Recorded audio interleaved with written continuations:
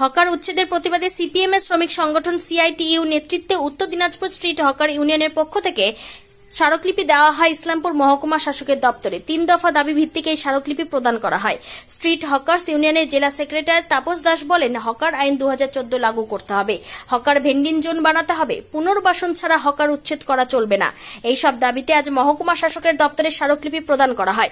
তিনি আরও বলেন, পশ্চিমবঙ্গের অন্যান্য জায়গায় যে রকম বুলডোজার চলছে আমাদের জেলাতেও যেন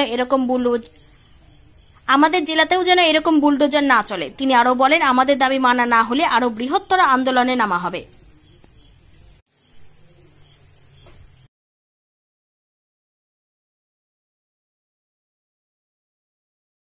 হবে একসাথে বুলডোজার চালানো সরকার আর নেই দরকার, বুলডোজার চালানো সরকার আর নেই দরকার।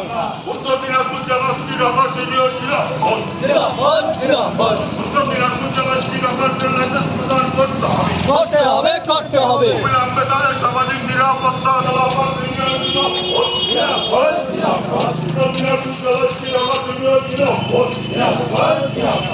হকারদের উপর বুলডোজার চালানো চলবে না, হকারদের উপর অমানবিক অত্যাচার বন্ধ করো, হকারদের সামাজিক নিরাপত্তা দিতে হবে। আসলে আমরা তো লাল ঝান্ডা বামপন্থীরা বারবার বলে থাকি যে তৃণমূল আর বিজেপি মুদ্রার এপিঠ আর ওপিঠ, আর এটা মমতা ব্যানার্জি নিজেই বারবার প্রমাণ করে দিচ্ছে। আজকে আমরা যোগীর রাজ্যে দেখেছি বুলডোজার চলতে, আর পশ্চিমবঙ্গে আমরা দেখলাম যে মমতা ব্যানার্জি তথা তৃণমূল সরকারের আমলে বুলডোজার চলতে। কাদের উপরে? গরিব হকারদের উপরে।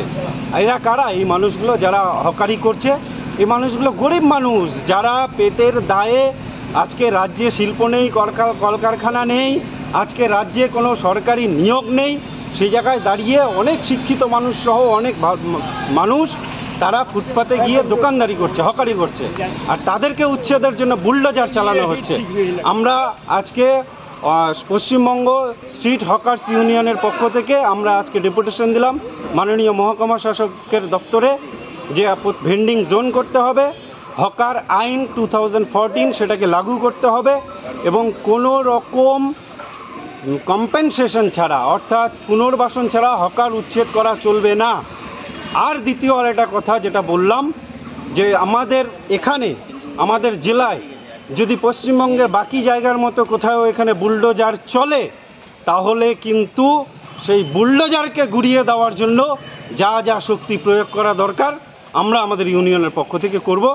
উনি আমাদের দাবিগুলো শুনলেন, আমাদের দাবির সাথে একমত হলেন, তিনি পৌরসভাগুলোকে জানাবে এই বিষয় নিয়ে, তারা প্রশাসনিক স্তরে আলোচনা করবে। আমরা দেখা যাক আগামী দিনে যদি আমাদের দাবি পূরণ না হয় আমরা আরও বৃহত্তর আন্দোলনে যাব। কয় দফা দাবি? আমাদের 3 দফা দাবি ছিল। কোন কোন জায়গার লোকজন ছিল আজকে আপনাদের? আমাদের এখানে আমাদের ইসলামপুর মহকুমার ডালখোলা থেকে শুরু করে চোপড়া থেকে শুরু করে সব জায়গার লোক। আপনার নাম এবং আপনি কি? আমার নাম তাপস দাস, আমি হকার ইউনিয়নের জেলা নেত্রী।